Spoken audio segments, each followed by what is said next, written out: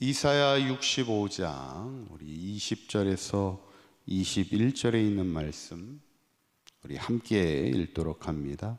거기는 날수가 많지 못하여 죽는 어린아 수완이 차지 못한 노인이 다시는 없을 것이라. 곧 100세에 죽은 자를 젊은이라 하겠고 100세가 못되어 죽는 자는 저주받은 자이리라. 그들이 가옥을 건축하고 그 안에 살겠고 포도나무를 심고 열매를 먹을 것이며. 아멘. 이제 지난 시간에 이제 하나님이 유다 백성을 향해서 마지막 위로의 말씀을 주시면서 새 하늘과 새 땅을 하나님이 창조해 주신다 말씀해 주시죠. 그러면서 그곳에서 영원한 기쁨과 즐거움을 주시겠다 위로하는 것을 보면 결국에는 우리가 진정한 위로가 하나님께 있음을 우리가 기억하고 세상에서 위로를 찾는 것이 아니라 늘 하나님이 주시는 위로를 통해서 늘 우리가 힘을 얻고 승리하며 살아갈 수 있는 우리 사강교회 모든 성도님들이 될 수 있기를 간절히 축원합니다. 오늘 본문은 계속해서 그 새하늘과 새 땅을 우리에게 창조하여 주시며 우리에게 주시는 위로가 무엇인지를 이제 뒷부분을 함께 또 말씀을 나누며 오늘로서 이제 이사야 말씀을 이제 마무리하고자 합니다. 네 번째는 뭐냐면 날수가 많게 하시겠다 이렇게 말씀합니다. 20절에 있는 말씀 한번 읽어봅니다. 시작. 거기는 날수가 많지 못하여 죽는 어린이와 수완이 차지 못한 노인이 다시는 없을 것이라. 곧 100세에 죽는 자를 젊은이라 하겠고 100세가 못되어 죽는 자는 저주받는 자이리라. 아멘. 하나님이 주시는 새하늘과 새 땅에서는 날수가 많지 못하여 죽는 어린이가 없게 하겠다 이렇게 말씀합니다. 어쩌면 우리가 부모에게 가장 큰 슬픔이 뭘까? 그것은 어린 자녀를 잃는 것입니다.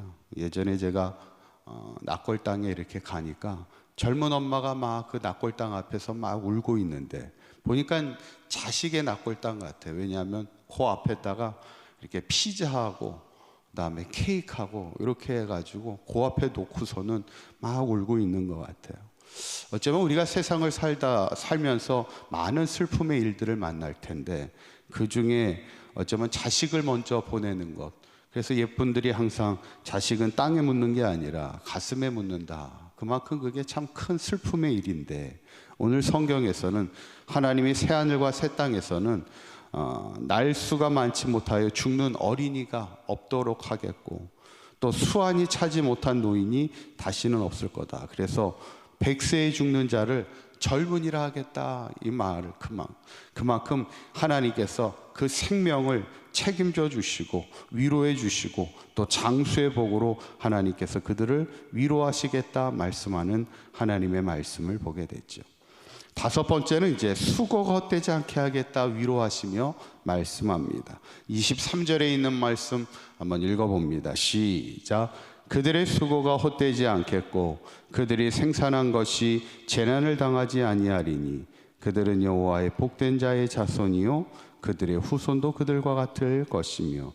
아멘. 또 우리가 인생을 살다 보면 당하는 슬픔이 뭐냐면 아무리 많이 수고해도요 그 수고의 열매를 얻지 못할 때 그때 참 허무하고 허탈하죠. 예전에 닭게장을 하시던 분이 막 태풍이 여름이 오면 막 오잖아요. 큰 태풍들이 올 때 한순간에 그냥 그 닭게장 크게 하던 닭게장이 무너지면서 그 닭이 몇만 마리 되는 그 닭이 한순간에 폐사하게 되더라는 겁니다. 여러분 우리가 인생을 살면서요 우리가 수고한 대로 열매를 먹을 수 있다는 게 어떻게 보면 당연한 것 같고 내가 열심히 했으니까 그것을 얻는 것 같지만 그게 당연한 것이 아니라 어쩌면 그것 또한 하나님의 은혜임을 우리가 기억해야 된다는 거예요. 오늘 본문에 하나님은 너희들이 수고가 헛되지 않도록 재난을 당하지 않게 하시고 수고한 대로 그 포도나무에서 열매를 먹게 하겠다라는 것이 하나님의 위로의 말씀인데 저는 바라기는 이런 복이 우리의 가정과 일터 가운데 사업 가운데 함께 하시기를 간절히 축원합니다. 여섯 번째는 부르기 전에 내가 응답하겠다 위로하며 말씀하십니다. 24절에 있는 말씀 한번 읽어봅니다. 시작. 그들이 부르기 전에 내가 응답하겠고 그들이 말을 마치기 전에 내가 들을 것이며. 아멘. 어쩌면 우리가 인생을 살면서 기도해도 하나님이 듣지 않는 것 같고 응답하시지 않는 것 같은 그런 마음이 들 때만큼 힘들고 또 어려울 때가 없습니다. 그때 하나님은 우리에게 주시는 말씀이 부르기 전에 내가 응답해 줄 거고 그 말을, 그 기도가 마치기도 전에 내가 들어줄 거다, 이렇게 하나님이 위로하며 말씀하는 것을 보게 되죠. 이 말씀이 창세기에 보면 나오죠. 창세기에 보면 아브라함의 노종이 이삭의 아내를 찾으러 하란 땅을 갈 때 그가 하란 땅을 향해 가면서 기도합니다. 하나님, 제가 순조롭게 그 이삭의 아내를 만날 수 있게 해주셔서 아브라함에게 하나님의 은혜가 임하게 하여 주옵소서, 이렇게 기도합니다. 그런데 성경에 보면 뭐라고 나오냐면 말을 마치기 전에 리브가가 물동이를 어깨에 메고 나왔다, 이렇게 성경에 나옵니다. 하나님이 기도가 마치기도 전에 이미 응답하시는 은혜를 주시는 것을 보게 됐죠. 저는 바라기는 우리 사관계 모든 성도님들도 늘 기도할 때마다, 하나님을 부르짖을 때마다 하나님의 응답이 나타나고 기도가 마치기도 전에 하나님이 들어주시는 즉각적인 그런 기도 응답의 역사를 이루며 살아갈 수 있기를 간절히 축원합니다. 마지막 7번째는 새하늘과 새 땅에서 하나님이 주시는 마지막 위로는 뭐냐면 해함도 없고 상함도 없으리라 말씀합니다. 25절에 있는 말씀 한번 읽어봅니다. 시작. 이리와 어린 양이 함께 먹을 것이며 사자가 소처럼 짚을 먹을 것이며 뱀은 흙을 양식으로 삼을 것이니 나의 성산에서는 해함도 없겠고 상함도 없으리라 여호와께서 말씀하시느니라. 아멘. 사실 우리가 살고 있는 이 시대가 상함과 해함이 얼마나 많은 시대입니까? 가끔 이렇게 뉴스를 보면 야, 참 세상이 무섭게 돌아간다, 이런 생각을 할 때가 있어요. 어쩌면 우리가 꿈꾸는 새하늘과 새 땅의 삶은 어때요? 해함도 없고 상함도 없고 이리와 어린 양이 함께 먹는 하나님의 나라를 이루어 나간다는 것, 그곳이 바로 천국의 복을 누리는 그런 삶이죠. 어쩌면 우리가 천국이라는 것이 죽어서만 가는 게 아니라 우리가 살고 있는 이 땅이 천국이 돼야 되지 않겠습니까? 그러기 위해서는 해함도 없고 상함도 없고 어린 양과 이리가 함께 뛰어놀 수 있는, 함께 상생의 땅 천국의 복을 누릴 수 있는 우리의 삶이 될 수 있기를 간절히 축원합니다.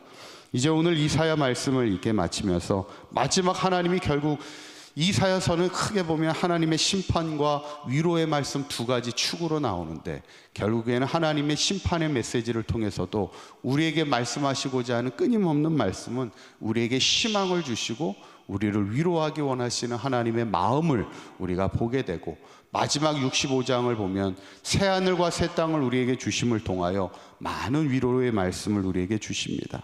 저는 바라기는 우리의 삶이 항상 우리에게 새하늘과 새 땅을 허락하시는 하나님의 그 소망과 기대를 늘 바라보고 오늘 말씀처럼 특별히 우리의 삶에 생명의 복을 더하시고 수고의 복을 더하시고 기도의 복을 더하시고 천국의 복을 누리며 살아갈 수 있는 하나님의 위로 가운데 살아가는 저와 여러분들의 삶이 되시기를 주님의 이름으로 간절히 축원합니다.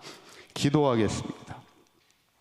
고맙고 감사하신 하나님, 우리에게 새하늘과 새 땅을 창조하셔서 이 땅에서의 당하는 우리의 모든 슬픔과 아픔과 고통을 물리쳐 주시고 특별히 이 땅에서 날수가 많게 하시고 우리의 수고가 헛되지 않게 하여 주시고 또 우리가 하나님 앞에 부르기도 전에 응답의 역사를 누리게 하시며 또 우리가 살고 있는 이 땅에 해함도 없고 상함도 없는 하나님 나라 천국의 복을 누리며 살아가게 하신 하나님 감사합니다.